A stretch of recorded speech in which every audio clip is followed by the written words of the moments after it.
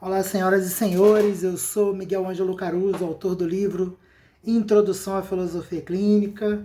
E é lógico, sou filósofo clínico de formação, tanto faço atendimentos com a filosofia clínica, como também dou aulas, né? Sou formador de novos filósofos clínicos, desde a formação, desde a etapa teórica da formação, até para aqueles que depois de formarem-se na especialização em filosofia clínica e quiserem atender. Eu também faço a supervisão de estágio, acompanho até a pessoa obter a certificação, a habilitação à clínica, né? E hoje nós vamos dar continuidade à leitura, né, a sequência de leitura comentada do livro Introdução à Filosofia Clínica. E no vídeo passado, eu até por engano falei que era o terceiro vídeo, mas na verdade era o terceiro tópico da estrutura de pensamento que a gente ia tratar naquele vídeo. E agora, nesse vídeo, a gente vai falar do quarto tópico da estrutura de pensamento. Então, o primeiro tópico, a gente passou pelas 5 categorias, que é assunto imediato e último, circunstância, lugar, tempo e relação. Aí nós fomos para a estrutura de pensamento, aí nós já falamos do primeiro tópico, que é como o mundo parece, o segundo tópico, que é o que acha de si mesmo, o terceiro tópico, que ele é subdividido entre sensorial e abstrato, e agora nós vamos dar continuidade falando sobre o quarto tópico, que é chamado de emoções. Bom, antes de eu começar a ler, para vocês terem uma noção muito rapidamente, quando a gente fala em emoções, a gente se refere a coletar naquilo que foi falado pelo partilhante, de todas as palavras, todas as expressões que tiverem alguma que levem de algum modo a indicar que a pessoa está falando dos estados afetivos dela. Então, amor, ódio, raiva, rancor, tristeza, angústia, tudo isso são emoções. Não significa necessariamente que quando a pessoa fala que ela ama algo, que a gente vai compreender isso no sentido, sei lá, de um amor específico que a gente encontra no dicionário. A intensidade e o peso de determinado dado afetivo que a gente acolhe também é dado pela pessoa. Então a pessoa pode dizer, sei lá, que gosta de uma pessoa e que ama outra. Se a gente for pelo, vamos dizer assim, senso comum, a gente vai dizer, bom, o amor ele é maior do que gostar. Mas para aquela pessoa em específico, às vezes é o contrário. Às vezes gostar para ela é mais, tem um peso maior na estrutura dela do que o amor. Então a gente não pressupõe nada, a gente ouve literalmente aquilo que está acolhendo, que é um ponto que eu trouxe no vídeo anterior também, né, sobre os critérios, que é o dado atualizado, o dado padrão, o dado literal, né? E dado padrão, dado atualizado, dado literal, e faltou um dado. Opa! E olha que eu falei aqui. São esses três mesmos. Né? E tem o quarto seria a atualização do assunto imediato. Né? Porque a gente precisa ver como é que o assunto imediato vai se atualizando ao longo das sessões. Então, voltando aqui, o dado padrão é aquilo que se repete ao longo das sessões. O dado atualizado é o que vai modificando ao longo das sessões, ou dentro de uma mesma sessão pode haver ali a mudança. E o dado literal? O dado literal é as informações que nós escolhemos, tal como é apresentado, só que o sentido daquilo que é acolhido não é dado por nós. A gente tem uma noção, é claro, quando a pessoa está trazendo, tanto que eu posso colocar ali na identificação da categoria do tópico emoções, quando uma pessoa diz que sente raiva de alguém. Mas a intensidade disso, como é que se organiza, como é isso para a pessoa, é somente cada partilhante que vai me trazer. Então, por isso que o filósofo clínico é um aprendiz contínuo do partilhante. Né? Ele está ali para aprender quem é o partilhante. É o partilhante que ensina quem ele é para o filósofo clínico na medida em que ele se expressa, em que ele traz informações. Por isso é tão relevante para o filósofo clínico esse movimento de escuta desde o primeiro momento, desde a acolhida e ao longo de todas as sessões. Quanto mais ele ouve, mais ele vai se tornando íntimo da estrutura de pensamento do partilhante e assim encontra meios para auxiliá-lo. Então vamos lá. O título do texto está na página 40, de 66 até 68. O título é A Vigência das Emoções. Primeiro parágrafo. O quarto tópico da estrutura de pensamento é relacionado às emoções. Trata-se de sentimentos ou estados afetivos, como amor, ódio, medo, alegria, prazer, dor, bem-estar, mal-estar, desejo, esperança, saudade, fúria, entre muitos outros em relação a si, aos outros, às coisas e aos acontecimentos. Para a gente evitar aqui uma equivocidade naquilo que eu estou trazendo, entre as palavras que nos remetem aos dados afetivos, eu coloquei bem-estar e mal-estar. E aí a gente costuma dizer que na filosofia clínica a nossa finalidade é o bem-estar do partilhante. Aí uma pessoa desavisada pode pensar assim, bom, se ele está falando de bem-estar, e no exemplo que ele deu das emoções, o bem-estar é uma emoção, então a pessoa tem que estar bem emocionalmente. Não, não é isso. O bem-estar, aqui a palavra bem-estar, ela pode aparecer e pode remeter justamente a um dado das emoções. Mas no caso do bem-estar, por isso que os termos eles são repletos de sentidos, né? Na filosofia clínica. Para uma pessoa, bem-estar pode não ser necessariamente alguma coisa vinculada às emoções. Então, se eu ouço de alguém alguma coisa referente ao bem-estar, é indício de uma emoção. Mas depois a pessoa, na medida em que ela vai se esclarecendo, ela vai mostrar outros aspectos. O mesmo ocorre quando a gente diz que nossa finalidade na filosofia clínica é alcançar o bem-estar subjetivo do partilhante. Porque bem-estar subjetivo, ele é tão subjetivo que ele pode não ter nada a ver com as emoções. Pode ter a ver com a pessoa viver segundo os seus valores, as suas convicções, a sua realidade, a pessoa que está próxima dela se sentir bem ou estar saudável e por aí vai. Então, uma coisa é eu dizer que bem-estar aqui é um indício de alguma coisa referente às emoções. Outra coisa é eu dizer que a finalidade do filósofo clínico é levar a pessoa a um bem-estar subjetivo, porque não necessariamente estar no bem-estar subjetivo ou buscar um bem-estar subjetivo significa alterar as emoções. Pode não ter nada a ver com as emoções.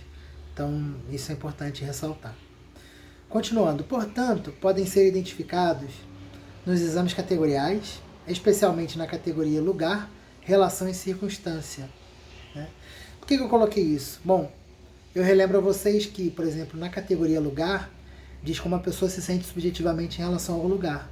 E que esse sentir-se, é claro, ele pode ser referente às emoções, mas também pode não sentir-se no sentido mental de a pessoa ficar de acordo com o lugar ou daquilo corresponder aos seus valores e por aí vai.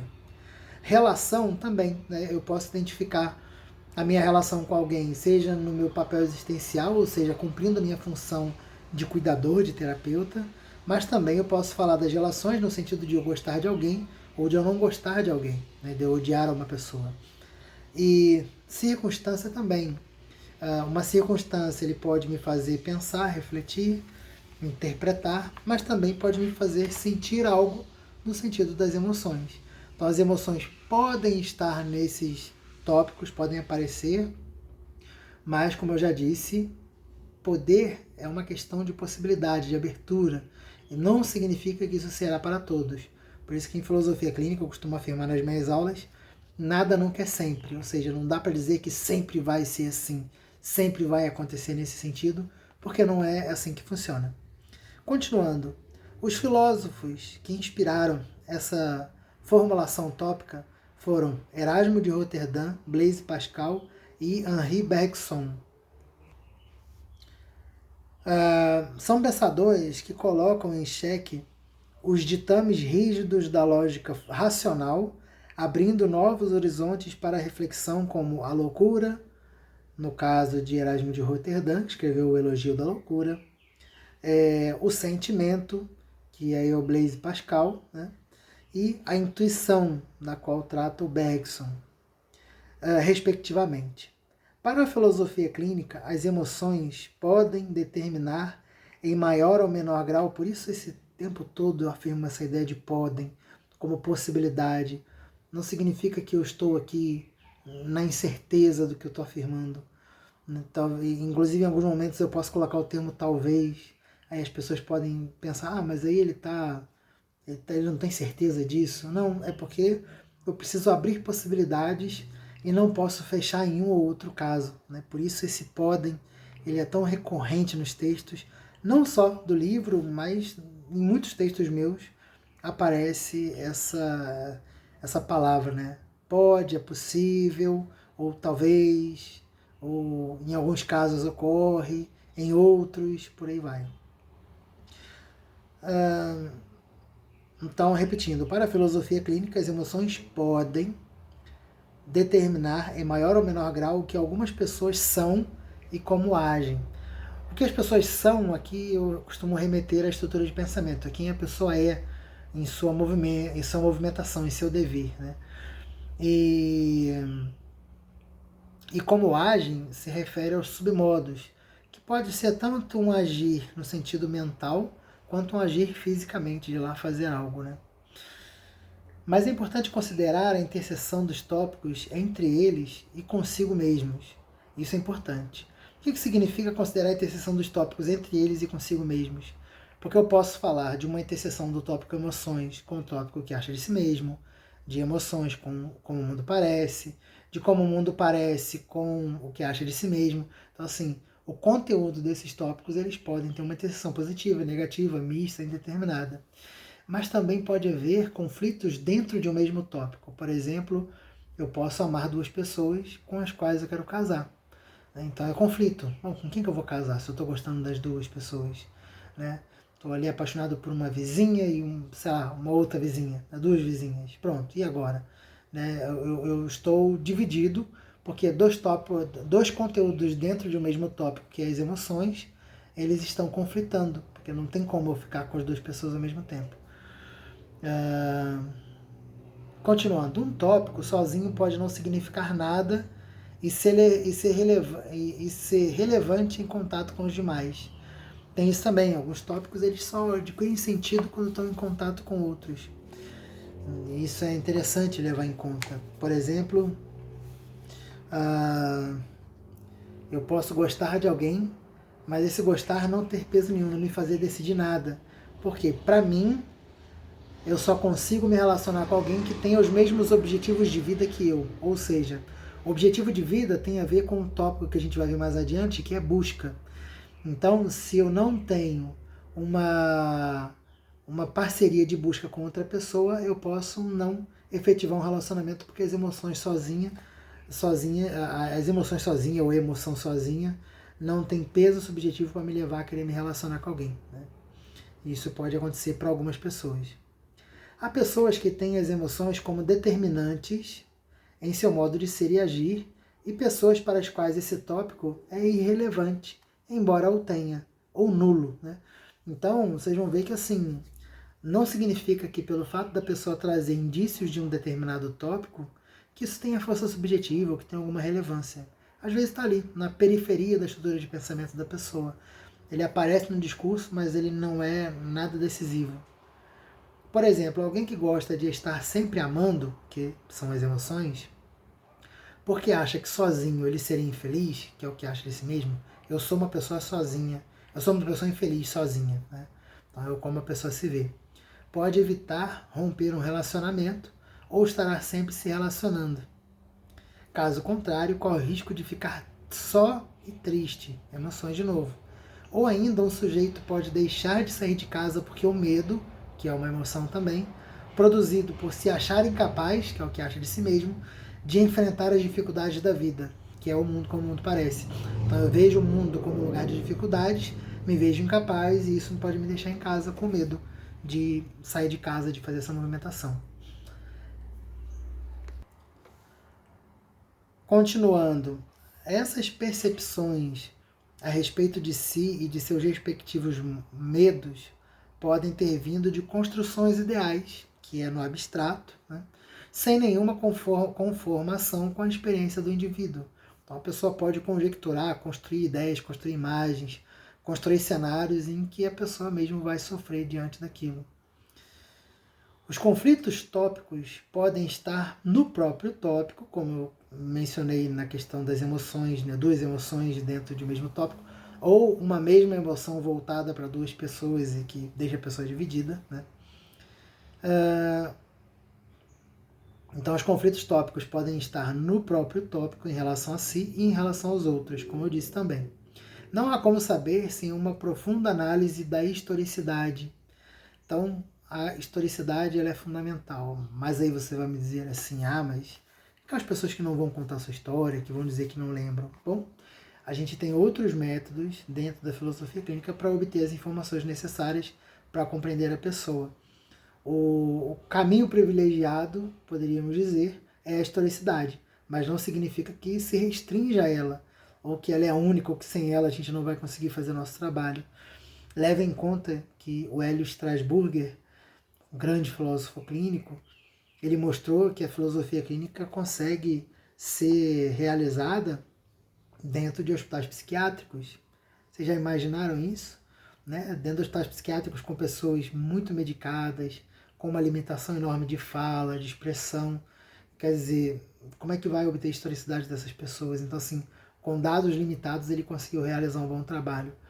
Uma outra pessoa também que na filosofia clínica por muitos anos fez uma experiência interessante foi o Pablo Eugênio Mendes, que logo, pouco tempo depois de formado, foi trabalhar em um hospital e a equipe dele era sempre direcionada para aquelas pessoas que estariam em estado terminal.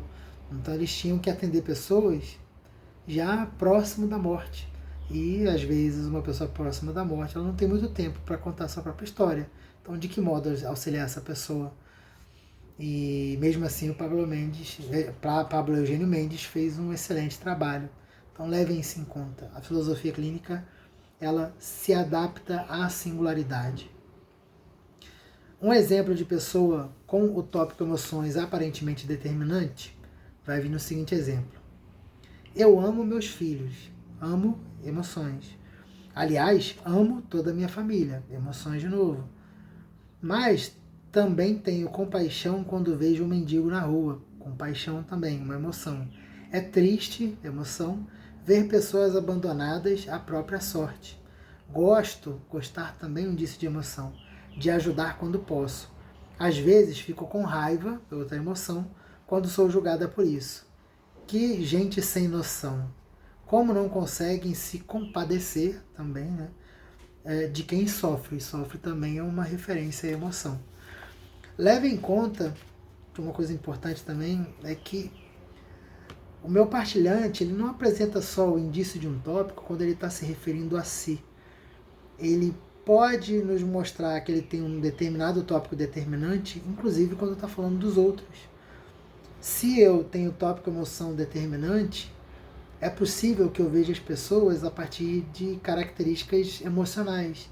Então eu posso dizer que uma pessoa é amorosa, que uma pessoa gosta de outra, que uma pessoa está aparentemente com raiva.